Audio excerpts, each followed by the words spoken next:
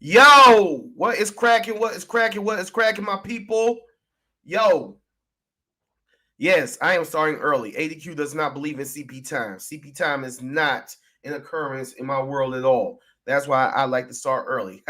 Welcome to yet another episode of ADQ's Renaissance. I'm your host with the most, keeping it 100 from coast to coast, higher than daggone toast. Through God, I boast. ADQ. I know I am live. It is December. It is Monday, December the 27th, 2021. This year is winding down to an end. I would like to welcome you all who will be filtering in. Welcome to ADQ's Renaissance. This is the dopest podcast in the entire world. You know what I'm saying? I am ADQ. So, first things first, I want you all to understand, overstand, and understand, right? The borrowed phrase from Dr. Umar Johnson. Understand, overstand, understand. March 19th, I have a dope, incredible, wonderful play coming for you all. Battle of the Books, Van Dyke Performance Space, Greensboro, North Carolina, 200 North Davie Drive. Okay, good for you. 200 North Davie Drive. Come check it out. Tony Browley, Imani Zakaria, Caleb Kurtz, Angela Williams Tripp, Dana Flood. They are going to come. They're going to rock it. Written and directed by ya boy. Also, as we celebrate Kwanzaa, today's Kwanzaa principle is Kujichaguila. I hope my guest can help me pronounce it better. But it means self-determination. We're going to talk about self-determination. Now, who is my guest? Who is my co-host? Who is joining me on this immaculate African melanated incredible endeavor this evening? I'll tell you who it is. This is a brother. This is a brother who I first met in RL Lavender's, RL the gifted one, Ron Lavender's boat program. I saw him come through. I saw him spit knowledge to the kids. He came and spit knowledge to the young kings. You know what I'm saying? He gave them the game as only he would know how. He came from a very, very, very relative standpoint. I was like, okay, my man's been good. He's spitting knowledge. That's what I'm talking about. Come to find out, this man is a whole artiste. You know what I'm saying? He's not just an activist. He's an artiste. You know what I'm saying? I have seen him act in Sacred Path, right? Y'all saw Sacred Path? I mean, yeah, I hope you saw, your boy man cameo near the end. But he starred in it, you know what I'm saying? What else has he done? Yo, Uncle Silky. Did you see Uncle Silky? If you didn't see Uncle Silky, you should be ashamed of yourself. It's on YouTube. Welcome home, Uncle Silky. This man is a radio personality as well. He does what I do. Not only that, this man has created a whole character that I feel a little bit challenged about, called Mr. Petty. Mr. Petty, are you serious, Mr. Petty? You can never out petty a Virgo. You can never out petty a Virgo.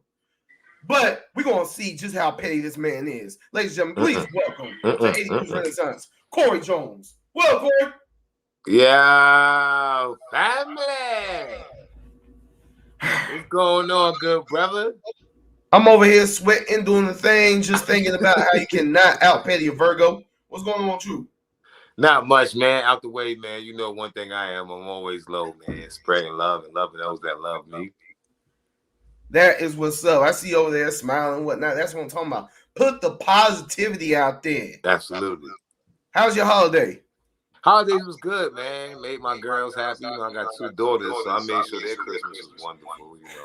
It's about them, really. And I also made other kids happy, but we're going to talk about that later, right? Absolutely. No. I would just like to point out the way that you just said, oh my God, I'm sweating. The way that you just said daughters, you said 2 daughters.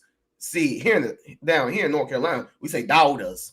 So by the way you said daughters, you're not from around here, right? Not at all. You one of them Yankees from up north, right? You one of them Yankees. Yeah, you could say that. Definitely a New Yorker from Queens, actually. Queens? Yeah. So okay, so let me name a few people who are from Queens. Okay, Nas, who just dropped Magic. Fire. Fire. Indeed. 50 Cent, 50 Cent dropping fire TV shows. Who else Absolutely. from Queens? Donald Trump. Okay, we'll take that. We'll Hey. take that though, baby. We'll take that with pride. Hey man, when I was in New York, I saw so much Donald Trump gear all over the place. And you're from Queens. You forgot LL Cool J. You forgot LL. Oh my God, how could I forget LL? How could you forget what? Run DMC? I was getting to them. Who else from Queens? Malik. No. Dang it. Coming to America was in Queens. Yes, I'll take that. I'll take that too. Give us that as well. It was Queens that sent dang it, man. Why am I forgetting Hakeem. stuff? Hakeem. Yeah. Hakeem and his sidekick in Arsenio Hall to Queens. It was Queens that sent them to America. Now we're going to pretend like Coming to America, the sequel, never happened, all right? I kind of like the sequel though. You tripping? I mean, I felt it was a continuation from the first one. We all classics. We all like the classics. But we gotta understand sometimes things change during 20 years of making something.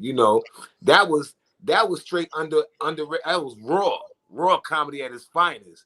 This one had all these special effects and all that, but it still was funny to me. I got the concept of where they was going. The storyline was a little, but I give it a 7. In what world, if you are pursuing a queen? In what world, if you are pursuing Tiana Taylor, you're gonna pull out a mic and start rapping to her? Yeah, I seen that. You know what I'm saying? There were spoofs in there. There were definitely a lot of spoofs in there that I wasn't expecting. So I will agree with you. Like a lot of them parts was silly. You know what I mean? Silly. But it would be hard to top the first one. It's always hard to top the first one.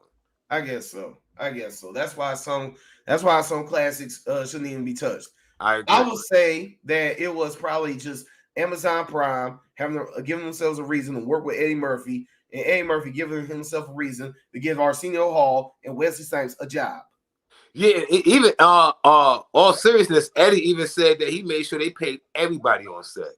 That everybody that was involved got paid a substantial amount of money. He was very smart about that in his contract, though.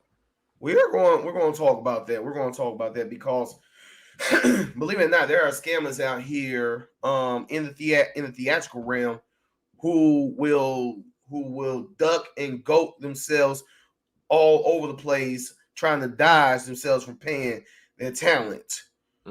One thing that I believe in, we're going to get into your background, but I want to say this. One thing I heavily believe in is paying your talent. You definitely got to pay your talent. Absolutely. Because they are bringing their gift, their work, and everything to your particular program, and to not pay them, that is a slap in the face. My personal belief.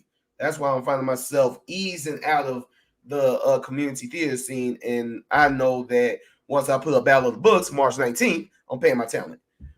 Absolutely. Now I want to know exactly, of all the New York implants here in the Piedmont Triad, of all New York implants, there are so many of y'all. It's like little New York down here right now.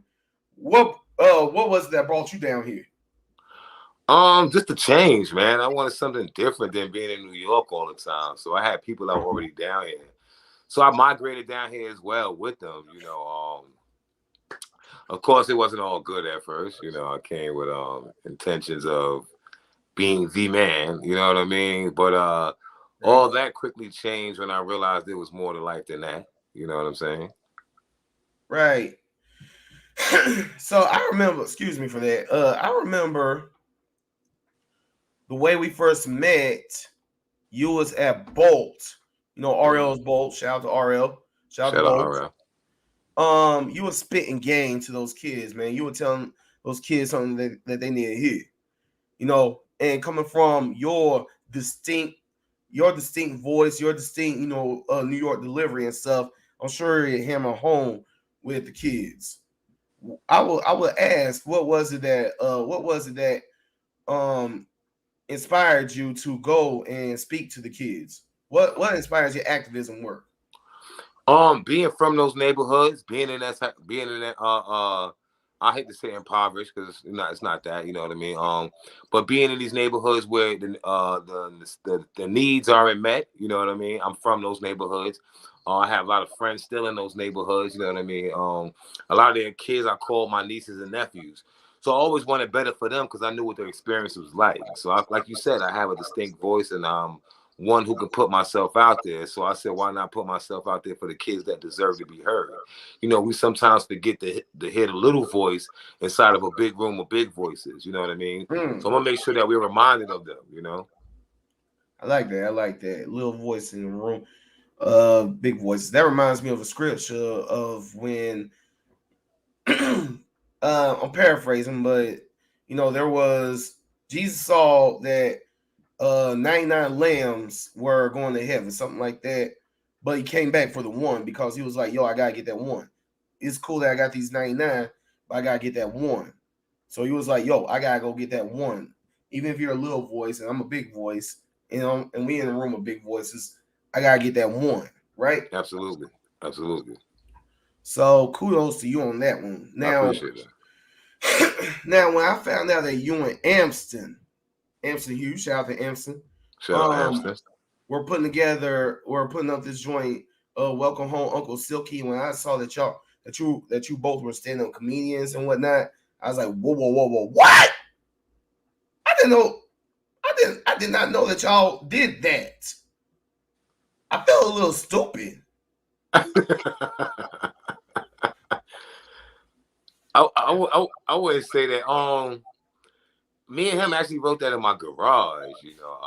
Oh, really? Yeah, that was something we were throwing around some ideas, and he already had the character Uncle Silky. So I basically came up with a storyline to match his character. You know, we didn't want a storyline that was the what can I say? The narrative. You know, what people consider the narrative. You know, the crazy uncle who came home from jail from selling drugs or murder. No, we wanted to change the narrative, so we made that he came home because someone violated his family number. You know, he was defending her honor, as to say. You know what I mean? He was defending her honor. So we gave the story substance. You know, we showed a nephew that was looking for love in the midst of finding an uncle that he never knew all his life. He only heard about him. You know what I mean? So it was able to tackle a lot of things within the Black household, as far as the male perspective, the male finding love and completing the household, and the embracing of family. You know, right. I do love the layered way that you both wrote the story, and I also love how though like most of the play is funny, it builds up to Uncle Silky having a bit of a come to Jesus moment near, not at the end but near the end. No, that's the closest thing you're gonna get to a spoiler for me, but yeah, that was dope. That was dope to me. The way y'all structured it. That part of the story I wrote, and I believed in like I said again, I didn't want the narrative to be the same. You know, I wanted to change the way the outlook was, but I also wanted you to hear his point of view and understand what it was that he was going through. You know, so you wouldn't just form an opinion off of my feelings towards him.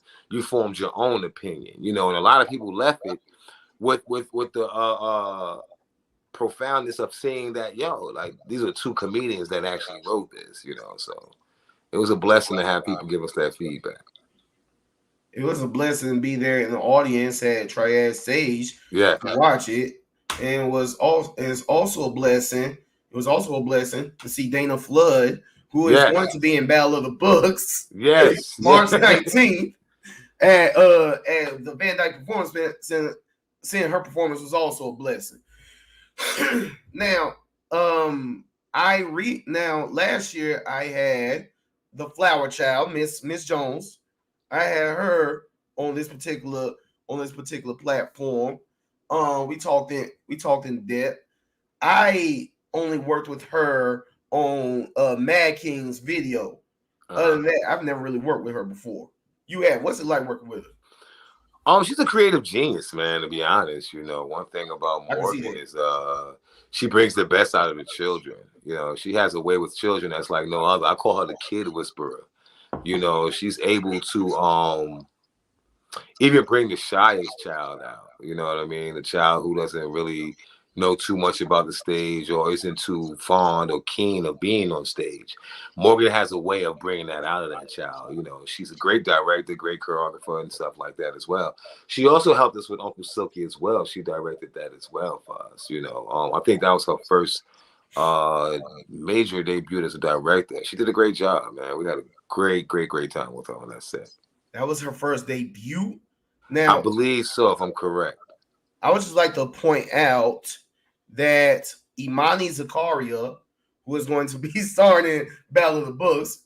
I'm sorry, I'm plugging like a mug, but plug. I am plugging. Battle Imani of the Books, Zakaria. Okay. So what? You said March 9th, right? March 19th. March 19th, be there. 2022. But she is going to be starring in Battle of the Books, and she comes from the Flower Child School. Yeah, and I've seen her. Obviously, I've seen her act prior to me casting her, and I'm like, okay, Morgan taught this young lady well. Yeah, Morgan has I like to call them seeds. There's a garden of flowers. Flower childs. Morgan is one who spreads her seed willingly. She's one that does it for the love. She's not one that actually, looks for monetary gain all the time. She doesn't have a problem with seeing the joy and the satisfaction of the children, or just the people in general. That's why she will continue to be blessed with what she has now. I think she's in Atlanta doing things. She's in Atlanta. She's in the A. It's me and you. It's me, you, and other like-minded people holding things down here. Now, when you talk about Uncle Silky, but I want to backtrack a little bit. If you don't mind, I want to moonwalk a little bit. I know what caused me to get into performing, and I've been told many times that I should be a stand-up comedian. I could go up on stage and be silly and whatnot, but I'm not a comedian because I've only done it twice. Twice. However, I would say that I would hypothesize that you have done it a lot more than twice, right? Absolutely.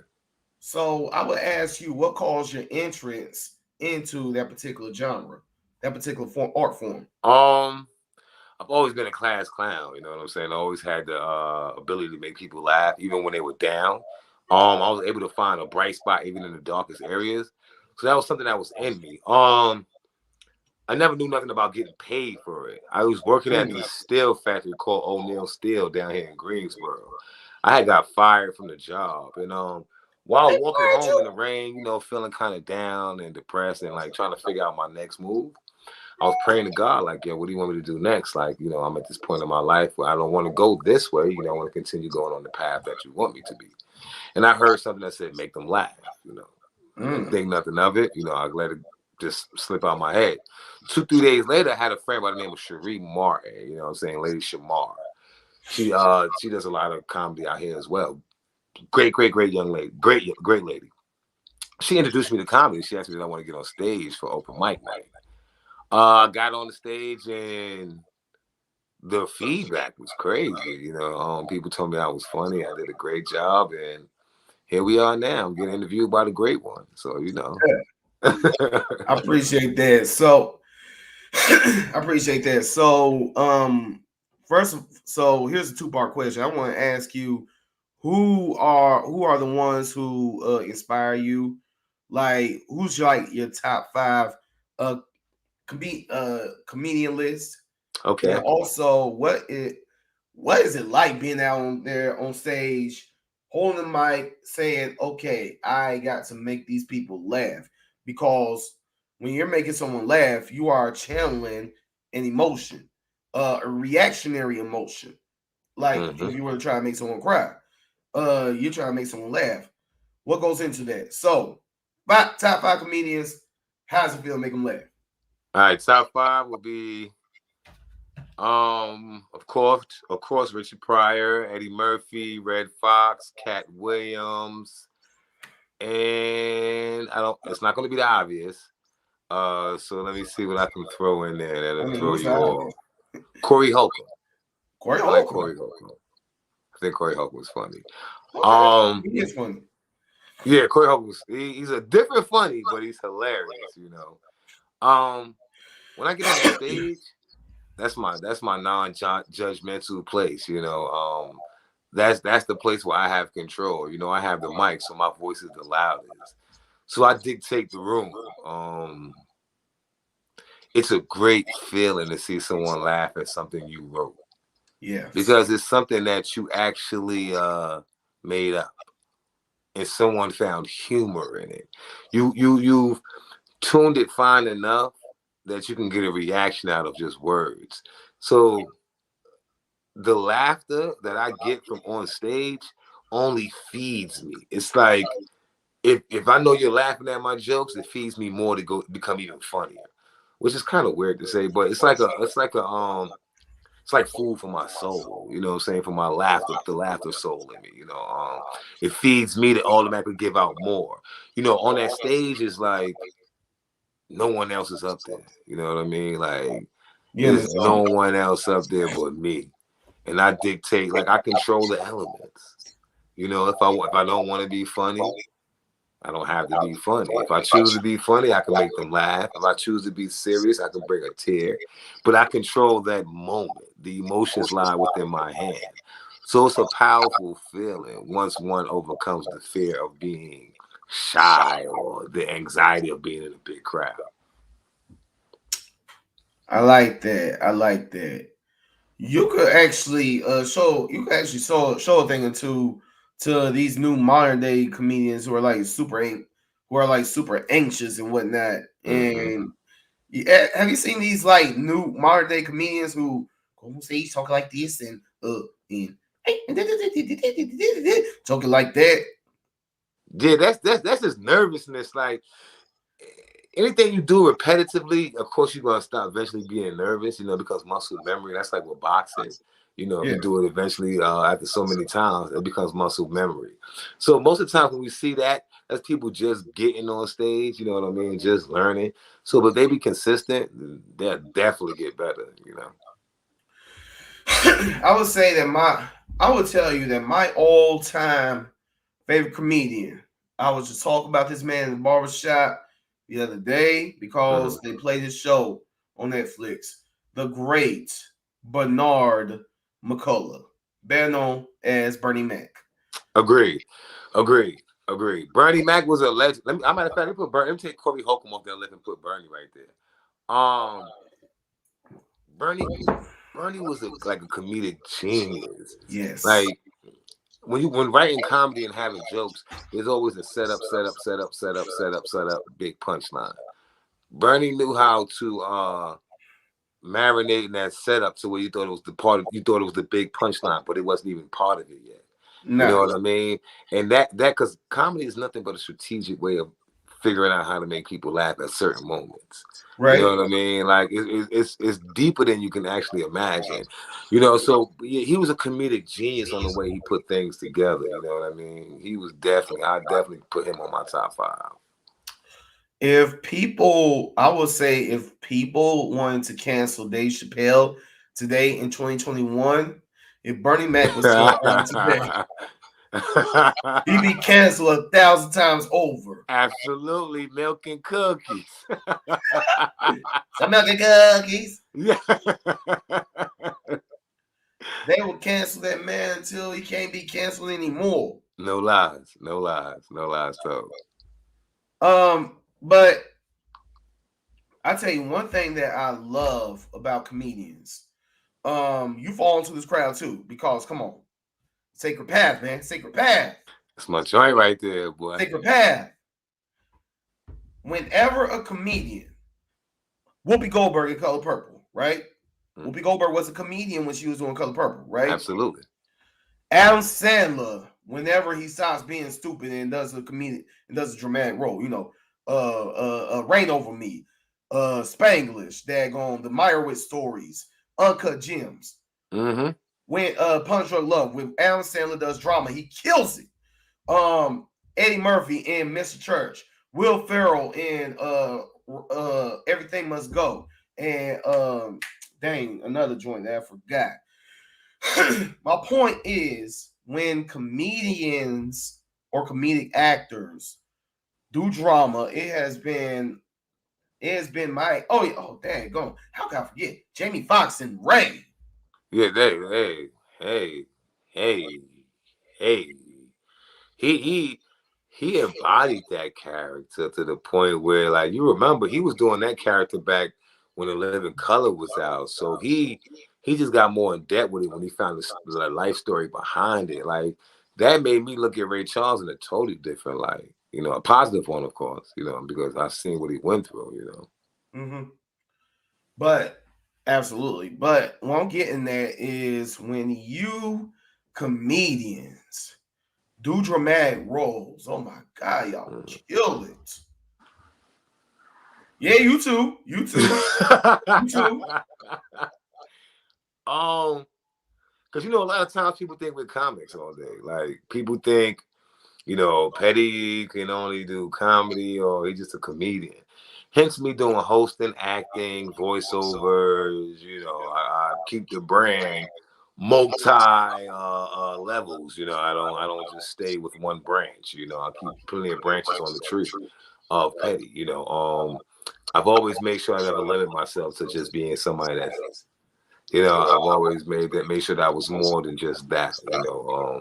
So when you do meet me, you don't just meet Petty, you know, you meet the person, you know, you meet the real me. You get to see that, like you said, Sacred Path, the movie, shot for Jumar and Monier for Copper Vibrations. But that was all improv, and that was a serious movie, you know. Rest in peace, the main man too, as well. You know, that was a serious movie right there. Blame with Alizé Elise. We have some new episodes coming out the beginning of January with that as well, and that's another serious film as well. You know, which is on Amazon Prime, right? It's on Amazon Prime. Yes, on Amazon Prime. Sell yourself, man. Come on. Yeah, you know how I am, man. I'm real humble. People telling me I got to learn how to toot my own horn. You know, I'll toot it. That hold on, that did not come out right. I'm sorry. That didn't sound right. But we're going to just let that go over. We'll just let that fly and just keep it moving. You know. But yeah, so you got the joint on Amazon Prime, and you are a comedian doing these serious roles, right? Mm-hmm. Now tell me this. Which one do you prefer to do between comedy and drama? I'm gonna tell you what I prefer. I'd rather do drama. You first. You like to do drama more? Yeah, I like drama more because it brings out more of who I am. You know, I was just in a play with written by James Lyons. Death at the Dynacon. Yeah, and that was more of a drama filled play. You know what I'm saying? People didn't know who I was, and people didn't have no idea that, you know, I want to bring it up, but people had no idea what the plot was in the story. You know, I mean, they knew what the plot was, but they didn't know who was the killer. You know what I mean? Stuff like that I love, you know, because it gives me a chance to just be more serious and not be so comedic. Okay, so to that, first of all, bad me. I didn't see it. I wish I would have. But the fact that James Lyons, who's known for daggone Uncle Ezel. Yes. Have you ever tried to be on stage with daggone Uncle Ezel? Let me tell you something. It is the hardest thing in the world to It's so hard to say in character. Do you hear me? Shout out James Lyons, man, the guy from Winston-Salem. Hilarious, bro. He's a genius. Hilarious. But for him to write a drama, man, now I'm really mad at myself for missing that one. Yeah. He's a hell of a writer, bro. He is. He's one powerful writer, and he's a humble guy, man. Like, very humble guy. Never one I've seen try to take all the recognition. He passes it out before he even gets himself any. So always love to him, man. Shout him out. Yeah, hopefully I can get him on here one day. Hopefully he will, and hopefully also he will come see Battle of the Books March 19th at Van Dyke Performance Space. But anyway, but yeah, see, so you prefer to do drama. I'm gonna tell you this. Me, it depends on what it depends on what it is, you know what I'm saying? If it is a like cheesy cornball comedy, you know what I'm saying? Say something again, Corey.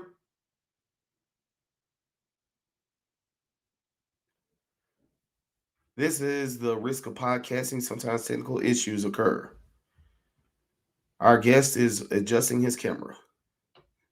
Get used to that face. You're going to see it in high places one day.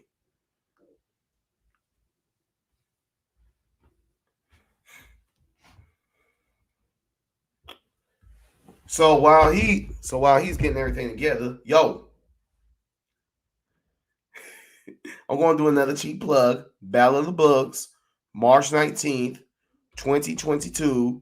Check it out. You will be mad at yourself if you didn't. It's not must see. It's can't miss. You know what I'm saying? It's can't miss. If you miss it, you'll be mad at yourself. Also, today's Kwanzaa principle. Oh, he's back.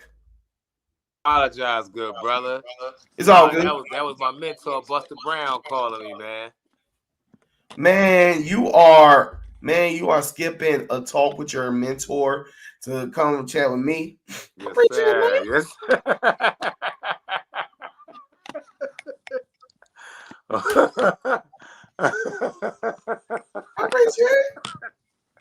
I tell him, I said, I'll call you right back, man. So I'll call you right back. Yeah. Yo, Mr. Petty gonna be there. Mr. Petty. I gotta know. See, I'm a petty person myself. You can ask all my ex-girlfriends. I'm petty. Not your ex-girlfriend. You can ask my ex-girlfriends. You can ask people who I owe money to. You can ask the lady who does my locks. I'm petty. I want to know, where did this character, Mr. Petty, come from? I ain't want the regular comedic name, man. Like, everybody has that name that stands out, and I couldn't think of one, right? And so I had an acronym. Petty's actually an acronym for positive energy through the youth. And yes, my slogan, bang, bang, means be always near God. So one thing I've always thought of, I couldn't say that to people. So I had to come up with something that made them relate to me. So I was like, hey, my name is Mr. Petty, bang, bang. So here we are. Mr. Petty, bang, bang. What? Yeah, man. Oh my good. Well, you heard it here on ADQ's Renaissance. Yes. That Mr. Petty, bang, bang. It's not Corey here talking about being petty, but what's the acronym again? Positive energy through the youth. Positive energy through the youth. That's what petty is. Bang, bang, be always near God. Yeah. Man, I don't even need to say anything else. You gonna have me going bang, bang from now on. Yeah. Let me walk down the street. I'll be like, bang, bang. And hopefully I won't be near a cop. They'll be like, what you bang, banging for? Yeah, be always near God. Be always near God, brother. So I'm trying to make it a household thing, man. Well, you know what? We're gonna repeat that. I might find a way to write that into my plays. Absolutely, man. I would appreciate that. Oh yeah, look, man. Here on ADQ's Renaissance, we give you your flowers while you can smell. Absolutely, I appreciate that, man. I appreciate that. Absolutely, man. Too much negativity in the world. We need to show love to our brothers and sisters. We do. I want to ask you this, because you're a driven person, right? You're a very driven and very self-determined person, right? I like to think that I am. Today's Kwanzaa principle. You celebrate Kwanzaa, right? Absolutely. Oh, same here. I know that was a stupid question, but hey, not everybody who is this does. Look. I mean, shoot. Not everybody does, but okay, so we do. Today's principle is self-determination. Pronounce the word with me. I don't want to cuss. Kujichaguila, Kujichaguila. something like that. Something like that. We're gonna just say self-determination. It's self-determination. What does self-determination to you look like? Let's inspire people, man. What does self-determination to Corey Jones look like? Overcoming obstacles, man. Letting Right. nothing stop you. Knowing the goal, knowing the mission statement, and completing it no matter what. You know, if within the plan you got all sunny days and one of those days happen to rain, the mission is to complete the plan. You know, one mishap doesn't stop the plan being completed. Nothing comes without struggle. Right. Nothing. Facts. Nothing. I didn't get to being on your podcast. I didn't get to meeting you without going through the struggle. You know, self-determination is you're convinced that you're going to win. You know, I'm convinced. I know that I'm going to win. So that has put a will in me like no other. You know, nothing can stop that. I like that. Self-determination is convinced that you are going to win, and nothing, absolutely nothing, can stop that. Nothing. And you know, I look at failure a lot different from other people, from most people. The failure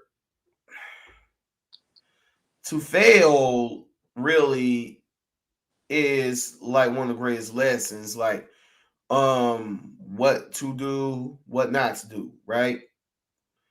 But I think that that's actually like, you know, a stepping stone, right? Mm-hmm. The true failure, the real failure to where you're really falling short is to not even try at all. Absolutely. Absolutely. You know what I'm saying? Like, oh shoot, like, like I'm putting up this play in a 300 seat theater. It's a 300 seat black box theater. I don't even know 300 people, but I am confident in my story. I am confident in the reach of it, and I'm confident that people are going to come and have a great time. Absolutely. You're on Amazon Prime. I'm sure someone stopped you and said, "What are you doing? You're kidding yourself. You're going to be a failure." But you was like, "Thank you for that, but you're wrong." And you went out and proved them wrong, right? Mm-hmm. The thing is, I take all that and eat it. Like, that's energy, that's gas. You know, anything can be recycled. You know what I mean? You eat that, and what is a waste that you digest and it doesn't go through the digestible tract? It becomes waste. It becomes poopity scoop. You take it, eat it, boom, poop it out. Get it out. Get what you need from it.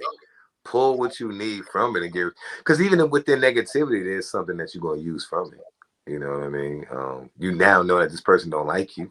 You know what I'm saying? So you now have to use that. You know what I mean? Just be aware, man. We live in a duality world. You know, there's an up, there's a down, there's a right, there's a left. So you know, if you're a fighter for love, there's going to be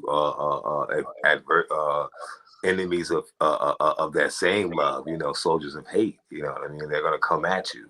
So expect that. You know, as long as it's expected, then they can't stop you. That's what goes back to self-determination. If you already have it written in the plans, can nothing stop you because you expected this. You know, I expect the hate. I expect the non-believers, but they don't affect me because I already knew in my plan you guys were going to be set here, placed here, then placed here. So all I had to do was to remember, oh, I did say they were going to be here. Move this way, move that way. You know what I mean? It's all about adjustments. Man, oh man. Are you gonna be spitting gems like this on Mr. Petty's neighborhood?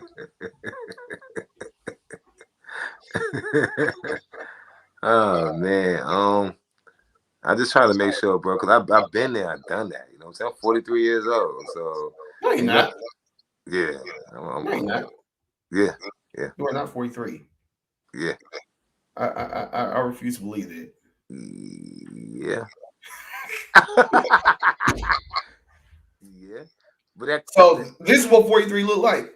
Yeah. Man, thank you. You oh my God. I am less afraid of my 40s now. Yeah, that comes from being right, man. Doing right by people, man. Like I love life. You know what I'm saying? I'm always smiling, man. Even when things look as bad as they can be, man. I find joy in something. You know what I'm saying? I tell people, even in death, I find life. You know, I want to find joy in something. Man, thank you. You have made me less afraid of 40s. And yes, the energy that you put out there keeps you from aging. It keeps the wisdom growing, but keeps you from aging. Yeah. I'll let you guess how old I am. 26, 27. You're funny. Nah, for real. How old do you think I am? Okay, 30. Come on, man. You trip. You joking. I'm lost. What are you? Man, I'm 36, brother. See what I'm saying? We age like that. I'm telling you, it don't crack, baby. It don't crack, baby. This made out of steel right here. This made out of steel. It's like a meal. You can eat it up. You can just eat it up. It's made out of steel and it's like a meal. It's sad. I also want to ask you about this. So I was looking on your profile. God, I sound like a stalker right now. I was looking on your profile. Nah, I was just, doing my homework about you and stuff, and I saw among the books that you love, because I'm always looking for what someone's reading, whether someone interviewing, someone that I'm meeting, a girl that I'm dating or whatever. I want to know what they're reading. And among the books, I saw that you like this. That's my book of books. That is my book of books, Sal. My little sister got me that for my birthday a couple years ago. That and the 50th Law. What is it about 48 Laws of Power that appeals to you? Now, if you're not an aggressive person, don't read the 48 Laws of Power, because it's an aggressive, strategic way of doing things. It's also calculated and kind of sneaky. You know what I'm saying? Because it always tells you never outshine the master. That's one of the laws. Never outshine the master. Yeah. You know what I'm saying? So, it's not for the weak-minded. I'm going to say that before I even get into depth with the power, the 48 Laws of Power. What's the power for you? But thank you for that preference. Now you got come on, give it to us. All right, now let me see. Mine's was never outshine the master. You got to remember what type of game and field we're in. We're in a land of a whole bunch of chiefs. In order for one to win, you have to play like the mouse in the room full of elephants. You possess the fear. You know what I mean? In other words, all these big mighty powers, you can control it once you realize who you are. But never get to the point where you think that you're, just because they fear you, that you can control them, because they can easily step on you and wipe you out. So you never outshine them. You keep it to a point where it's like, hey, how you doing? Hey, I just appreciate just a little small amount. And you take your small amount, you put your small amount, and you build it to the point where they have nothing left. But you've been building yours. You never outshine the master the whole time. So it's going to continue to give you. He's going to give you more and more and more. People, I don't want to say too much because I use it myself. You know what I'm saying? So people can't know the secret of. People can't know the secret. Yeah, you get what I'm saying? The 48 Laws of Power have a lot of secrets, and I indulge in them a lot with my business moves and stuff like that, especially when it comes to marketing and being strategic and the things that I do a lot. You know what? Okay, so I'm going to get into another business book. I'm trying to become an avid reader as I get older. As I go from 27 to 28, according to you. Right now, I'm looking at. I just happened to stumble onto law number 25, right? And this, which is written by Robert Greene. Robert Greene. Don't want to get sued or anything. These are great words. Do not accept the law number 25. Recreate yourself. Do not accept the roles that society foists on you. Recreate yourself by forging a new identity, one that commands attention and never bores the audience. Be the master of your own image rather than letting others define it for you. Man, I'm about to hit my table. Incorporate dramatic devices into your public gestures and actions. Your power will be enhanced and your character will seem larger than life. You get that? I live that, man. Yes, Come on. yes. That Did you see the last part? How your character will be larger than life. absolutely. The less seen, the more appreciated you are. Always remember that. The less seen you are, the more appreciated you will be. You don't have to be everywhere. You don't see me everywhere. I'll put you onto a secret. One of the reasons why I seem so mystique sometimes is because I don't put myself in every situation. I'm not at every club. I'm not at every event. You know, I'm selective on where I put myself and at the time that I put myself. So when I am seeing, it's like, damn, Petty, where you been at, man? I ain't seen you in a while. The whole time I'm still in Greensboro. I'm just selective on how I put myself out there. That makes your persona more alluring than what it may seem, because you're not seen all the time. I'm not seeing. If I see Adrian everywhere, it's no surprise. Oh, you here again? Oh yeah, he's at this same club again. You know, but the less I see you, it's, damn, bro, how you been? I ain't seen you in a minute, man. What's been going on? We can talk about your accolades. You know, it's all about just strategically moving certain ways, man. And I do that wholeheartedly. Like, that's why I say the 48 laws of power is like my daily regimen. Man, I want to put that into my daily regimen along with the Bible. Speaking of the Bible, real quick, I gotta ask you: is there do you have any go-to scriptures? Ask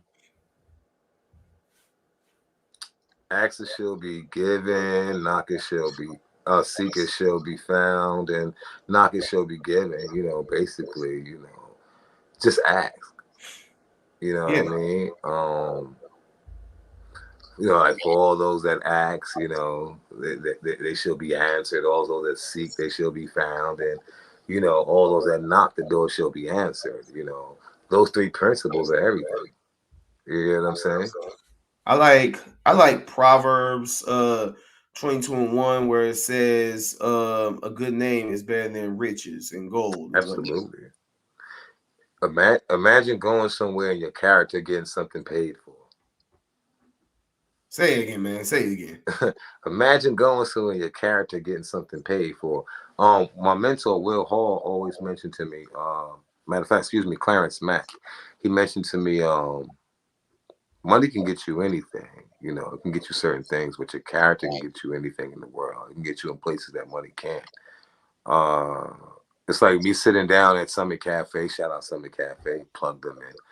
And I'm sitting there eating, and someone sees me and says, "Oh, that's Petty, man. Let me pay for his meal." Off my character, not off of, oh, I just want to seem like I'm big. But no, I dig the guy and what he's doing.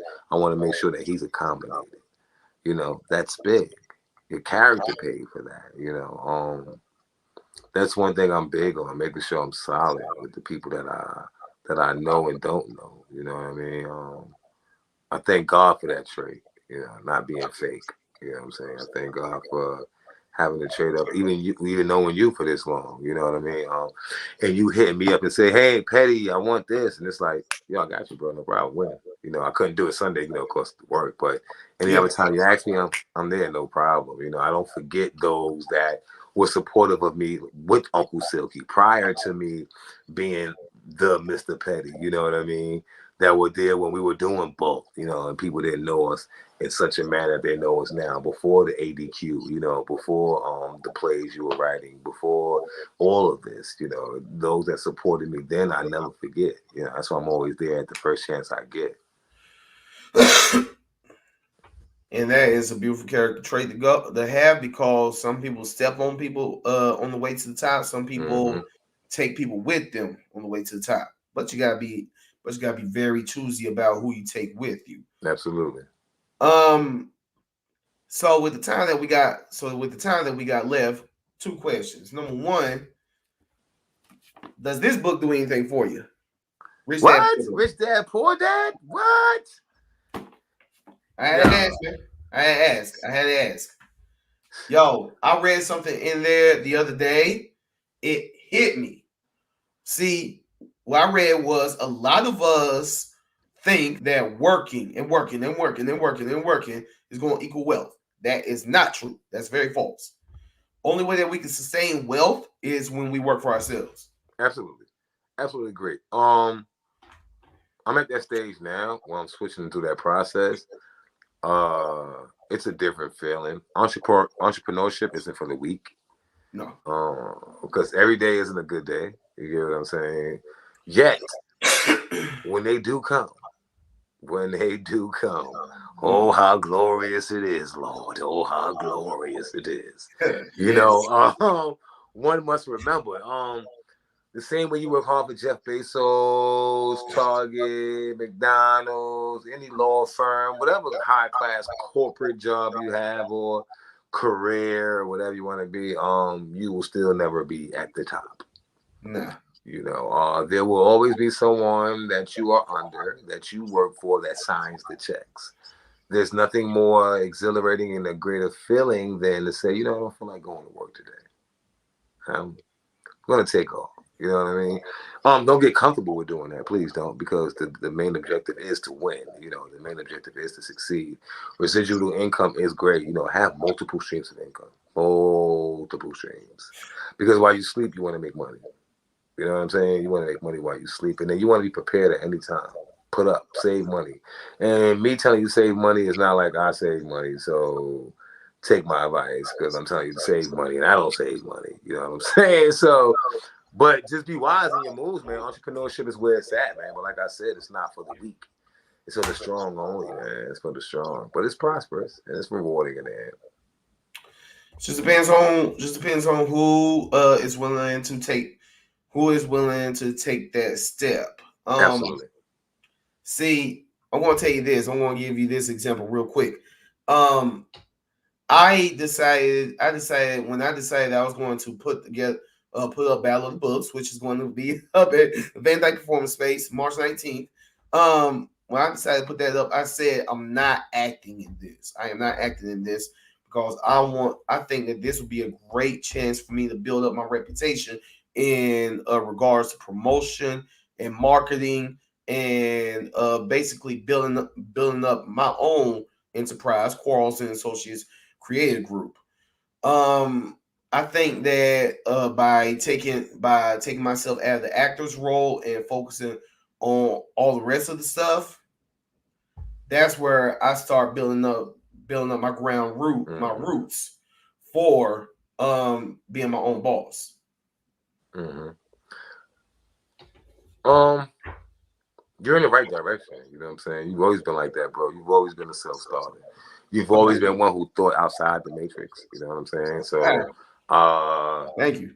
Yeah. You've never been one who followed the ways of everyone else. You've always set your own path. That's one thing. But let me give you flowers while I'm here. Okay. That's one thing about you. You've always set your path, and you've been determined in it. You never let no one deter you from it. You never let no one say, "Hey, well, try this," or throw this in there. No, you stuck to what works for you. And that has gotten you here. That's gotten people such as myself and others on platforms. That's gotten actors and actresses to trust you and your work and be able to perform in your work. You know what I mean? That's how you become the voice that you are today. You know, so let me be the first to tell you that we appreciate you not only evolving, but evolving and becoming better and allowing us to be a part of that. Man, I appreciate that. Man, those flowers smell really good. Thank you. Thank you. So now I gotta ask you. Being around God, no, daggone back. What's the acronyms again, man? Positive energy through the youth. And the bank. Be always near God. Yeah, that. So now I gotta ask you, what is in the time we got left? What's next for you? What you got coming up? I'm actually in Ohio. I got an event, a fashion show out there. Went to Wonderland. Shout out to Angel. That's my home girl. I'm gonna be out there in Ohio, Akron, Ohio. Blaine, we have some new episodes coming up. I got a new play that I'm doing with James Lyon. Also have a new play with Evan Gibson and my sister, Miss Tamika So Sassy. Um, I got another play that a couple of more shows that we got coming up too as well, and I'm going to be doing a lot of activist work, man. I'm going to be in the community doing a lot of work. I'm working with the Greensboro Housing Authority now in social service, so we got a lot of big things coming up, man. I'm excited. I'm very excited about what Petty and what the city has to offer. And aren't you like? I didn't get to ask you about this. I keep on calling you a radio personality. I mean, don't you got like a joint called Mr. Petty's Neighborhood coming up or something like Yeah, that? Mr. Petty's Neighborhood on 105.1. Shout out to my brother Derek J. Watson, man. Dope guy. Gives plenty of opportunities to everybody, man. So shout him out as well, too, man. I did 97.1 and shout out B Dot too. This is how I started. I used to call 102 jams every day and be like, word one. And B Dot used to have me call up there every day, every day, every day, every day. And that kind of like built my confidence up, and he kind of like poured some positive words into me. Whenever I seen him, he would support. He was at my first show and all that. So shout him out too for never being too big to recognize the little people. Absolutely. Absolutely. And now I gotta ask you, if people wanted to hit you up to cast you in the show to possibly be on Mr. Petty's Neighborhood, or to get some comedic tips from you, or to talk to their youth, or anything that you may have to offer, Yeah. how can they contact you? Well, my Facebook is Corey Jones, Mr. Petty. My IG is Mr. Petty Bang Bang. My TikTok is Mr. Petty Bang Bang. Inbox me any old inquiries about any shows, upcoming events. Please feel free to reach out. I'm quick to work with the youth. I'm quick to work with anybody. You know what I'm saying? As long as the check don't bounce, as long as the money good and the cash app makes sense. You know what I'm saying? Like, 'cause I do have a family too as well, man. But all seriousness, man, you can hit me on any of those platforms. Oh yeah, just let you all know that he is very, very reachable. I Yeah, was able to all I did was just Facebook and be like, "Hey man, you need to be on my yeah, podcast." that's the Period. truth. That's the truth. My brother ain't lying. So all those paid supporters out there, if you want to contact me, my email is adq4christ@gmail.com. My Twitter is Avenue ADQ_85. My Instagram is Dion Chocolate Guy 85. My Facebook, you can see it, is Adrian Dion Quarles, ADRIAN DION QUARLES. Please do not call the CIA on me. Holy Please. March 19th. Okay. March 9th. Man, how you know I was about to say something about that? March 19th, Battle of the Books, Van Dyke Performance Center, Greensboro, North Carolina, Cultural Arts North Center. Main Street. What did you say? Is it North Main Street? Or was it? North Davis Street. Yeah, North Davis Street. Be out there. March 19th, Battle of the Books, man. You got to be a dope play with dope people in it, and you need to be there. You don't need to be at home sitting out here doing nothing. You need to be there watching books. You don't want to read at home, but you can read at this play. You could be battling books. Have you ever battled a book before? No, and it ain't no audio either. It ain't no Kindle. But March 19th, you need to be out there. That's all I'm saying. This is Mr. Petty. Bang, bang. We need a man. I'm glad we're recording this. That was dope. You could use that too for a soundbite if you want. I didn't find a way to sound like that. That was dope. That was really dope. You can use that. I got you. But yeah, everything that he just said, exactly why you should come out and support this brother. Support him in everything he does. Battle of the Books. Support that as well too. March 19th. Seriously. And yo, Corey, I want to tell you for everything you do, everything you represent, all the art that you put out there. I must tell you, you, sir, are a valuable, loved, and necessary member of the Renaissance. Our people are better because of you, sir. I feel honored, sir. Thank you, sir. I'm a Renaissance man now. Thank you. Of course, I you're a appreciate you, bro, for having me on the show, man. Absolutely. I mean, shoot, straight path and all, man. You killing the game. You killing the Yes, game. sir. The spirit of Maine is among us men. Yes, sir. Maine Us man, we do this for you, boy. That's right. So, yo, I'm ADQ. He is Mr. not Petty, petty. bang bang. He's Mr. Petty. I'm the petty one. And this is ADQ's Renaissance. And I'm Mr. Petty, but check out Battle of the Books, man. All seriousness, March 19th. My brother's doing something serious, man. He's giving away for all those that need a way. It's a dope play, man. You know what I'm saying? Support those that support others, man. Yo, I appreciate you, big dog. Thank you. This is ADQ's Renaissance. Peace, y'all. Oh, here it is. Peace.